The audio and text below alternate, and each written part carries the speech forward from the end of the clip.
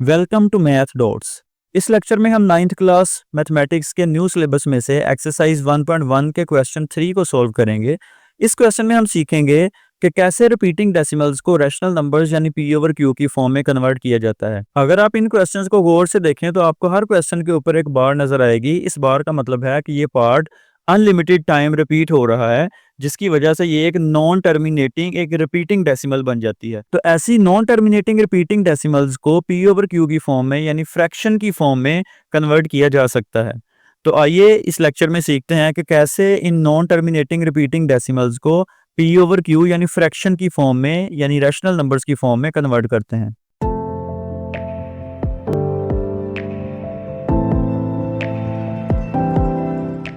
हमारा first question है 0.4।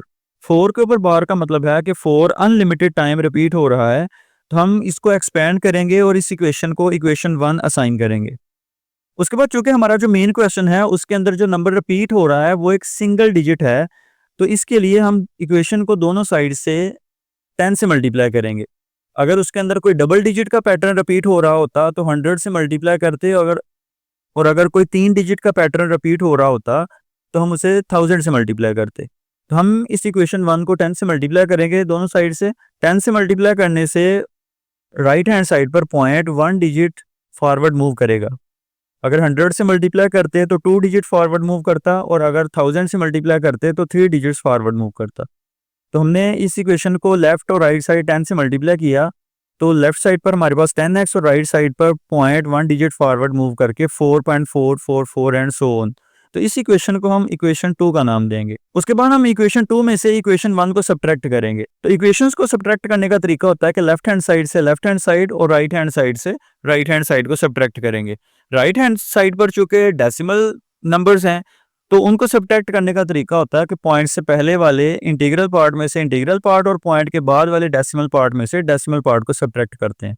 तो लेफ्ट हैंड साइड पर 10x में से x को सब्ट्रैक्ट करेंगे तो 9x, और राइट हैंड साइड पर इंटीग्रल पार्ट 4 में से दूसरे नंबर का इंटीग्रल पार्ट 0 सब्ट्रैक्ट करेंगे तो 4 में से 0 सब्ट्रैक्ट करेंगे तो 4, जबकि पॉइंट के बाद वाले सारे 4 में से दूसरे नंबर के पॉइंट के बाद वाले सारे 4 को सब्ट्रैक्ट करेंगे तो वो सारे 4 में से 4 सब्ट्रैक्ट होकर 0 हो जाएंगे।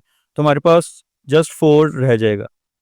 उसके बाद लेफ्ट हैंड साइड पर जो 9 मल्टीप्लाई हो रहा है वो राइट साइड पर डिवाइड हो जाएगा। इसी तरह हमारा नेक्स्ट क्वेश्चन है 0.37। 37 के ऊपर बार का मतलब है कि ये 37 अनलिमिटेड टाइम रिपीट हो रहा है। तो हम यहाँ पर इस 37 को कुछ बार लिख लेंगे 0.37 37 37, जैसे मैंने 3 टाइम्स लिखकर आगे एंड सो ऑन 3 डॉट्स डाल दिए। तो हम इस इक्वेशन को इक्वेशन 1 असाइन करेंगे।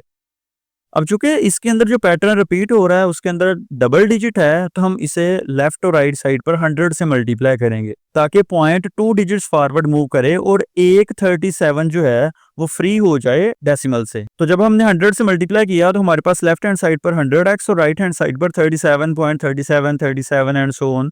तो इसको इक्वेशन 2 का नाम देंगे। ये आपकी मर्जी है, 37 को जितनी बार मर्जी लिख सकते हैं, 3 बार लिखना काफी होता है। उसके बाद हम पिछले क्वेश्चन की तरह इक्वेशन 2 में से इक्वेशन 1 को सब्ट्रैक्ट करेंगे। तो लेफ्ट हैंड साइड में से लेफ्ट हैंड साइड को यानी 100x में से x को सब्ट्रैक्ट करेंगे, और इक्वेशन 2 की राइट हैंड साइड में से इक्वेशन 1 की राइट हैंड साइड को सब्ट्रैक्ट करेंगे। तो राइट हैंड साइड को सब्ट्रैक्ट करने के लिए पहले नंबर का इंटीग्रल पार्ट 37 उसमें से सब्ट्रैक्ट करेंगे दूसरे नंबर के इंटीग्रल पार्ट को यानी 0 को। तो 37 में से 0 को सब्ट्रैक्ट करेंगे तो 37, जबकि जितने भी डेसिमल पार्ट वाले 37 हैं वो दूसरे नंबर के डेसिमल पार्ट वाले 37 को सब्ट्रैक्ट करके 0 हो जाएंगे। तो हमारे पास लेफ्ट हैंड साइड पर 99x जबकि राइट हैंड साइड पर जस्ट 37 रह जाएगा। उसके बाद लेफ्ट हैंड साइड पर जो 99 मल्टीप्लाई हो रहा है वो राइट हैंड साइड पर आकर डिवाइड हो जाएगा। तो ये हमारी पी ओवर क्यू की फॉर्म यानी फ्रैक्शनल फॉर्म बन गई। तो इसी फॉर्म को दरअसल रैशनल नंबर बोलते हैं। उसके बाद हमारा नेक्स्ट क्वेश्चन है 0.21। ये भी बिल्कुल 0.37 वाले क्वेश्चन की तरह सॉल्व होगा। हम इसमें सबसे पहले जो बार वाला पार्ट है यानी 21 को एक्सपेंड करेंगे, कोई 2 बार 3 बार 4 बार लिखेंगे, उसे इक्वेशन 1 का नाम असाइन करेंगे। उसके बाद चूंकि इसमें डबल डिजिट रिपीट हो रहा है तो इसे 100 से मल्टीप्लाई करेंगे। 100 से मल्टीप्लाई करने की वजह से पॉइंट जो है वो 2 डिजिट्स फॉरवर्ड मूव करेगा, तो हमारा 121 जो है वो पॉइंट से फ्री हो जाएगा, यानी वो पॉइंट से पीछे आ जाएगा। वो डेसिमल की बजाय अब इंटीग्रल पार्ट बन जाएगा। उसके बाद दोनों इक्वेशंस को सब्ट्रैक्ट करेंगे तो 100x में से x को सब्ट्रैक्ट करेंगे तो 99x, जबकि राइट हैंड साइड पर सेम उसी तरह इंटीग्रल पार्ट में से इंटीग्रल पार्ट और डेसिमल पार्ट में से डेसिमल पार्ट को सब्ट्रैक्ट करेंगे तो हमारे पास जस्ट 21 रह जाएगा। उसके बाद लेफ्ट हैंड साइड पर जो 99x के साथ मल्टीप्लाई हो रहा है वो राइट हैंड साइड पर आकर 21 से डिवाइड हो जाएगा। तो ये हमारी पी ओवर क्यू फॉर्म बन गई। आप उसे ऑफसेट कर सकते हैं, दोनों नंबर्स को आपस में कट कर सकते हैं, तो आप इसे 7/33 भी लिख सकते हैं।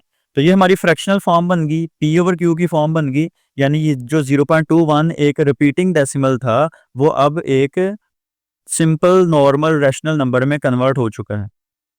उम्मीद है आपको समझ आई होगी कि in non terminating repeating decimals को कैसे फ्रैक्शन की फॉर्म में यानी पी ओवर क्यू की फॉर्म में कन्वर्ट करके एक रैशनल नंबर बनाते हैं। इसके अलावा आपने शायद नोटिस किया हो कि इन रिपीटिंग डेसिमल के अंदर जो रिपीटिंग पार्ट होता है अगर वो एक सिंगल डिजिट रिपीट हो रहा है तो उसके सोल्यूशन के डिनोमिनेटर में सेम डिजिट के डिनोमिनेटर में एक सिंगल 9 होगा। अगर वो एक डबल डिजिट का पैटर्न रिपीट हो रहा है तो आपके पास सोल्यूशन के अंदर डिनोमिनेटर में उसी सेम डिजिट के डिनोमिनेटर में डबल 9 होगा, यानी 99 होगा। इसी तरह हम गेस कर सकते हैं कि अगर कोई पैटर्न ट्रिपल डिजिट वाला हो यानी 3 डिजिट का पैटर्न रिपीट हो रहा हो किसी रिपीटिंग डेसिमल के अंदर, तो उसके सोल्यूशन के अंदर सेम उसी डिजिट के डिनोमिनेटर में 999 यानी 999 लिखा होगा। जैसे कि अगर आपके पास एक क्वेश्चन है 0.6 और 6 के ऊपर बार है तो उसका हम डायरेक्ट सोल्यूशन गैस कर सकते हैं कि वो होगा 6/9, क्योंकि 6 एक सिंगल डिजिट है जो कि रिपीट हो रहा है इस रिपीटिंग डेसिमल के अंदर। तो इसका सोल्यूशन 6/9 एक सिंगल 9 होगा। अगर आपके पास कोई क्वेश्चन है 0.13 जो कि एक रिपीटिंग डेसिमल है, 13 के ऊपर बार है, तो इसका सोल्यूशन होगा 13/99, क्योंकि 13 में डबल डिजिट है तो डिनोमिनेटर में 99 होगा। इसी तरह अगर आपके पास कोई और डिजिट है जिसके अंदर कुछ ट्रिपल डिजिट का पैटर्न रिपीट हो रहा है, जैसे कि 0.721 है, तो आप 721 चूंकि ट्रिपल डिजिट का पैटर्न है और ये एक रिपीटिंग डेसिमल है, ऊपर चूंकि बार लगा हुआ है, रिपीटिंग डेसिमल का सोल्यूशन होगा 721/999। तो आप इसको वेरीफाई भी कर सकते हैं। ये शॉर्टकट मेथड आप ज़हन में रखिएगा। अगर एमसीक्यूज में इस तरह का क्वेश्चन आएगा तो हम उसे कौन सा पूरा सोल्व करेंगे, हम डायरेक्टली ऐसे ही गैस कर लेंगे। तो जितने नंबर्स का पैटर्न, जितने डिजिट्स का पैटर्न रिपीट हो रहा होगा उतने ही 9 डिनोमिनेटर में प्लेस कर देंगे। वीडियो से मुतल्लिक, क्वेश्चन से मुतल्लिक, मेथड से मुतल्लिक या कोई भी और इशू हो तो आप उसके लिए कमेंट कर सकते हैं या यूट्यूब चैनल में दिए हुए ईमेल एड्रेस पर कॉन्टैक्ट कर सकते हैं। वीडियो को लाइक करें और इसे अपने फ्रेंड्स, अपने स्टूडेंट्स, अपने कोलीग्स के साथ शेयर करें। चैनल को सब्सक्राइब करें। मैथ डॉट्स चैनल को विजिट करके आप ऐसी मज़ीद वीडियोज़ को एक्सप्लोर कर सकते हैं। Thank you.